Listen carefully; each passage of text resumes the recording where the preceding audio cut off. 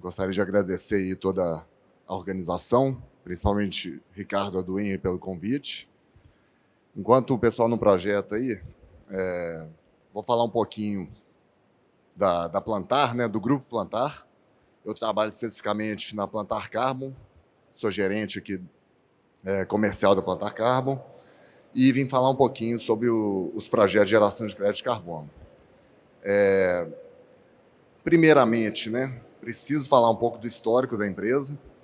Vários que estão aqui já conhecem um pouco da Plantar, mas nós somos um grupo mineiro. Começamos as atividades lá em 1955, desculpa, 1967, há mais de 55 anos atrás, e fizemos o primeiro projeto de crédito de carbono no âmbito do MDL. Para quem não se lembra, o MDL foi o mecanismo de mercado que foi colocado no Protocolo de Quioto lá em 1997. Então, nós fizemos a primeira concepção de projeto dentro do MDL aqui no Brasil e o primeiro tipo de projeto florestal no mundo. Então, foi um projeto de reflorestamento de eucalipto para suprimento da cadeia siderúrgica.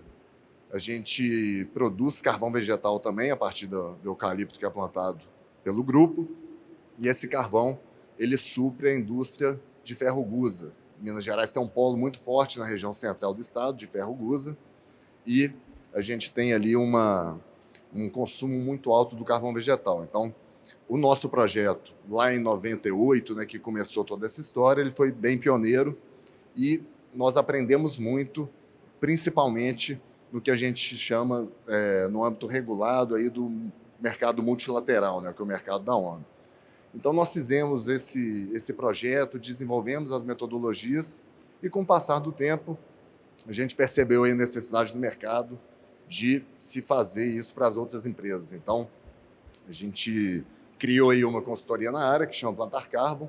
Ontem, quem esteve presente aí pôde presenciar, teve a oportunidade de ver a fala aí do nosso diretor Márcio Artiaga, que apresentou a plataforma OneUp, que também é uma empresa do nosso grupo, para a realização de inventários inteligentes de gás de efeito estufa, né? Então, esse é só um histórico, um panorama aí da nossa história, mas tem tudo a ver com o tema, que é justamente a originação de crédito de carbono e como que as empresas podem fazer para atingir aí o objetivo de ter a possibilidade de obtenção dos créditos, né? Então, quando a gente fala de precificação de carbono, crédito de carbono, eu trouxe aqui alguns conceitos básicos, né, para a gente começar a entender um pouco desse processo. Porque muitas vezes as pessoas chegam e falam: eu fiz um projeto aqui há 5 anos atrás na minha empresa, reduzi tantas toneladas de carbono e eu queria o crédito dessa redução, dessa ação. Mas não é assim, não é direto, né? Essa obtenção do crédito de carbono, você tem que passar por diversas etapas e um escrutínio muito forte, né, para você poder ter o direito de gerar esse crédito de carbono. Então, nós temos aí, aqui a gente trouxe 3 principais formas. A primeira são os mercados regulados, que a gente chama.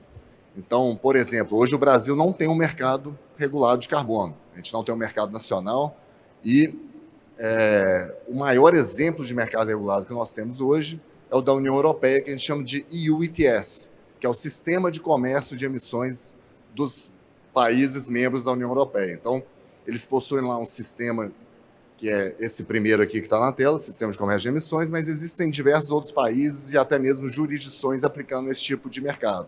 Por exemplo, a Califórnia possui um mercado que a gente chama de regulado, nesse mesmo molde, que é interligado com o Quebec, no Canadá. Então, eles possuem o mesmo mercado de carbono, eles se interligaram.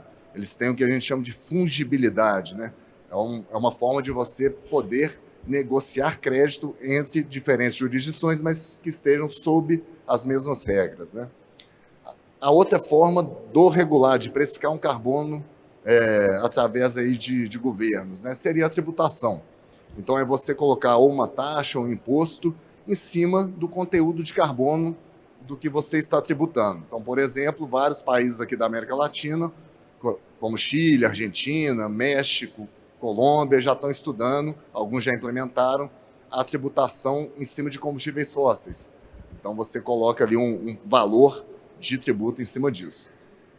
Então, essa é a parte de mercado regulado, né? E também tem o mercado da ONU, como eu comentei, do MDL. A gente possui dentro do sistema ONU a UNFCCC, que é o braço da ONU para a mudança do clima, e lá dentro a gente tem o Acordo de Paris. Acho que todo mundo aqui já ouviu falar do Acordo de Paris. Dentro do Acordo de Paris está surgindo um novo mecanismo de mercado, que é o artigo 6. Então, dentro do artigo 6, a gente vai ter o artigo 6.4, que vai substituir o MDL e vai permitir às empresas a fazerem projetos para a geração de crédito de carbono e poder negociar isso no âmbito multilateral dentro do Acordo de Paris. Mas isso ainda está sendo discutido, está sendo construído. Sempre que a gente vê aí na mídia, né, as COPs, as conferências das partes que ocorrem aí todo final de ano, o pessoal está avançando. Claro que é um processo lento, né, porque depende de consenso entre mais de 190 países, mas esse assunto tem avançado muito no âmbito multilateral. E aí sobra para o Brasil hoje o que a gente chama de mercado voluntário. Então, a gente tem aí empresas buscando tanto a compensação voluntária de emissões de carbono, que hoje você não tem uma regulação, você no Brasil, apesar de ter uma meta lá no Acordo de Paris de ser carbono neutro até 2050, isso ainda não chegou no nível organizacional. Então, as empresas ainda não têm metas de diminuir tantos por cento de emissões até 2030, 2050. Então, elas fazem isso de forma voluntária, né? Então, a gente vê vários anúncios, a empresa X vai ser carbono neutro até 2040, vai ser até 2050, isso tudo é voluntariamente, e uma das formas de ela compensar suas emissões é através aí da compra de crédito de carbono no mercado. Então, empresas que têm projetos que reduzem carbono, reduzem a emissão de carbono, ou que evitam essas emissões, elas podem fazer projetos, eu vou explicar algumas nuances aí, igual comentei lá no início, não é todo projeto que reduz que vai ter direito ao crédito, mas isso gera aí tem gerado uma demanda muito forte dentro do mercado voluntário. E, por fim, um outro tipo de precificação é o que a gente chama de precificação interna de carbono. São as empresas internalizarem o preço de carbono dentro da tomada de decisão interna. Isso ocorre muito em empresas, geralmente de grande porte, que estão se preparando para a chegada de um mercado regulado. Então, você começa a internalizar ali um valor de carbono, principalmente na tomada de decisão de CAPEX. Então, novas operações você começa a avaliar sob a ótica do carbono também. Então, além do impacto financeiro, o que teria de impacto de emissões em cima daquele novo projeto, né?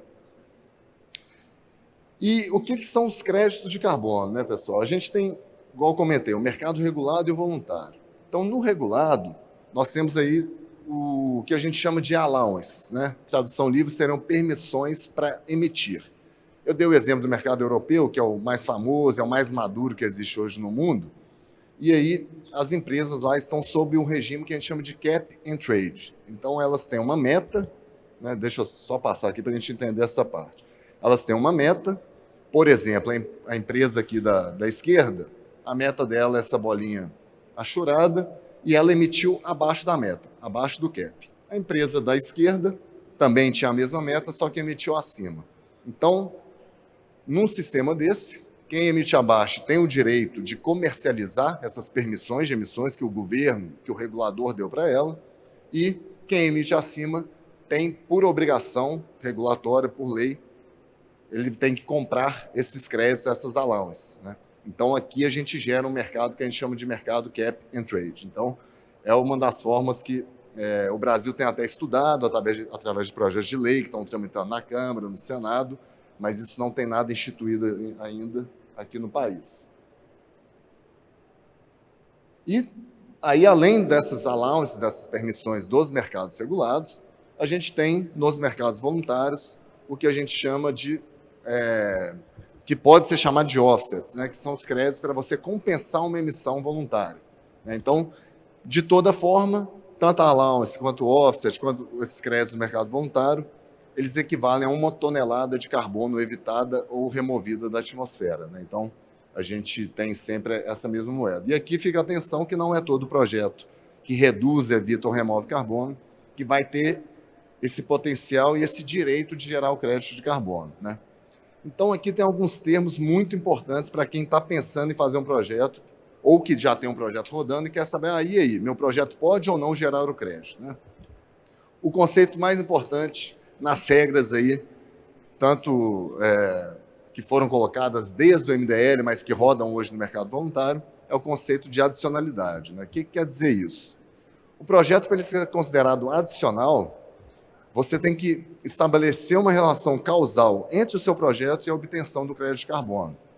Então, igual eu dei um exemplo, fiz um projeto há 5 anos atrás e gostaria de ter o crédito disso. Você vai virar para quem emite esse crédito e ele vai falar, não, calma aí, você já fez esse projeto há 5 anos atrás, o projeto já está rodando, então você não precisava do crédito. Então, a adicionalidade é você, desde a concepção do projeto, estabelecer essa relação causal falando, não, eu quero fazer esse projeto com a possibilidade de geração do crédito de carbono. Então, você começa ali a gerar lastro para que o regulador, para quem vai emitir esse crédito, entenda que você pensou desde o início na obtenção do crédito de carbono. Então, se seu projeto não for adicional, ele nem passa da primeira etapa, né? A linha de base, que é o que a gente chama aí de baseline, né? Que é isso aqui. Isso aqui é um exemplo, vou dar o exemplo aqui de uma siderúrgica que roda hoje a carvão mineral ou a coque. O que é a linha de base? O que é o baseline dessa indústria? É uma emissão com um agente redutor da siderurgia fóssil, né? Então, a gente teria ali um comparativo das emissões que ocorreriam na ausência do projeto, que seria continuar queimando combustível fóssil ao longo do tempo, e, por exemplo, foi lá e coloquei uma biomassa, um carvão vegetal para rodar nessa mesa siderúrgica. Então, o projeto foi a substituição de carvão mineral por carvão vegetal. Então, o projeto ele teria potencial de gerar esse delta, essa diferença entre as duas curvas, se tiver adicionalidade. Então, a linha de base ela é muito importante, porque depende muito do cenário, da região que aquele projeto está inserido, quais são as práticas comuns daquela região.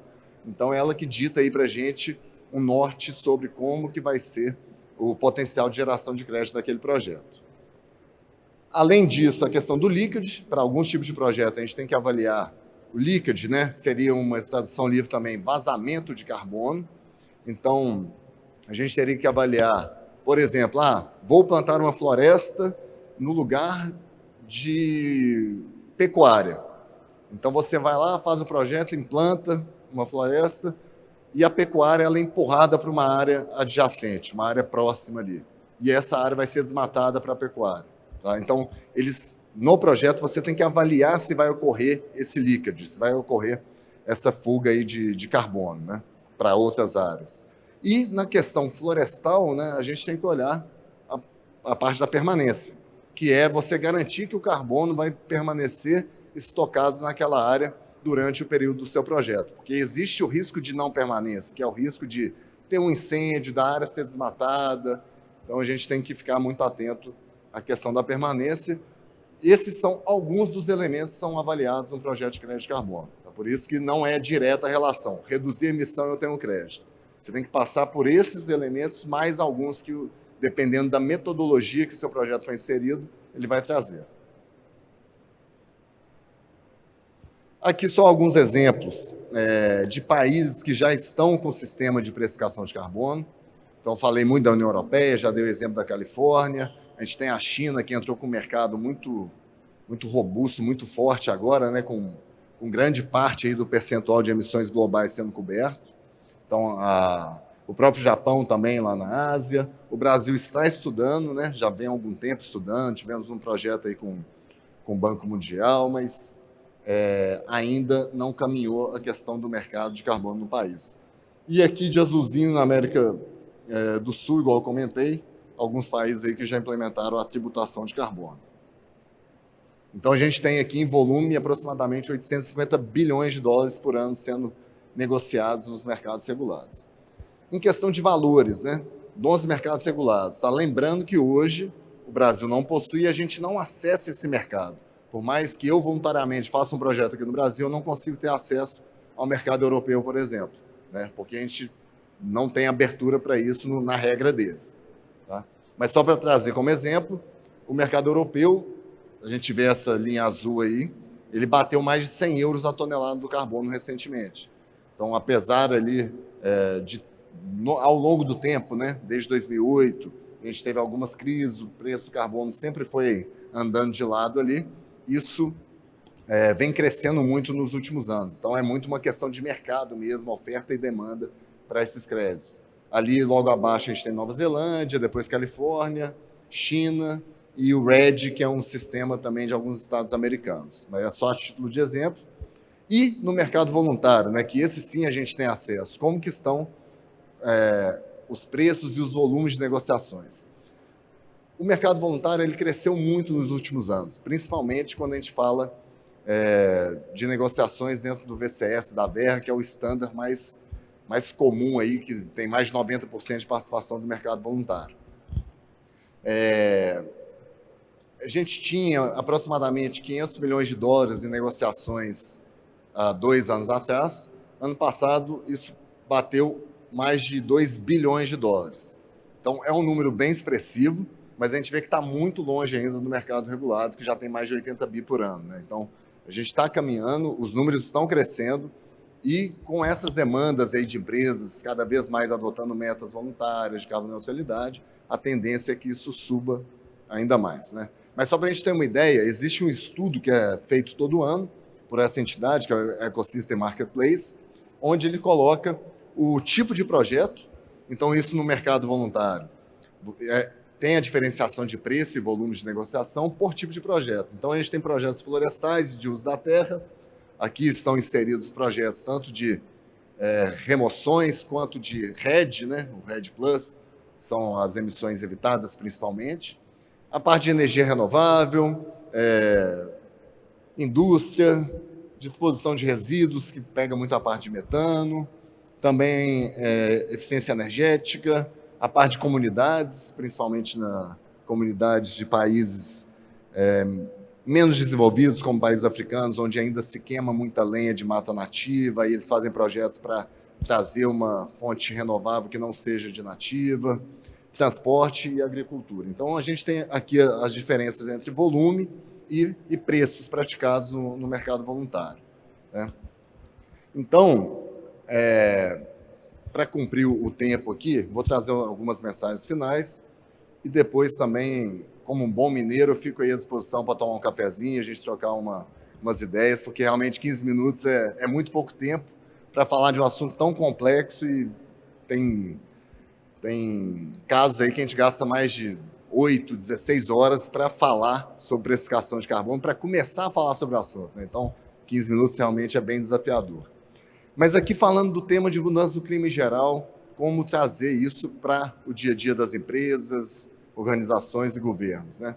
Então, primeiro que a gente tem que tratar a parte de mudança do clima como não só como um problema ambiental, mas sim um problema econômico, né? Então, é a economia global que deve mudar para a gente ter aí uma transição real para a economia de baixo carbono, né? Para realmente a gente começar a ter a redução das emissões até se atingir os objetivos aí do Acordo de Paris, principalmente, né? A parte de pensar de maneira holística, interdisciplinar é muito importante. Então, clima. Aposto que aqui hoje a gente tem pessoas que atuam em diversas áreas, né? Então, a gente já teve palestras sobre resíduo, palestras sobre energia, sobre a parte fundiária. Então, é muito interdisciplinar, é um tema que permeia por toda a sociedade, e é muito importante a gente ter essa visão holística, né, da mudança do clima.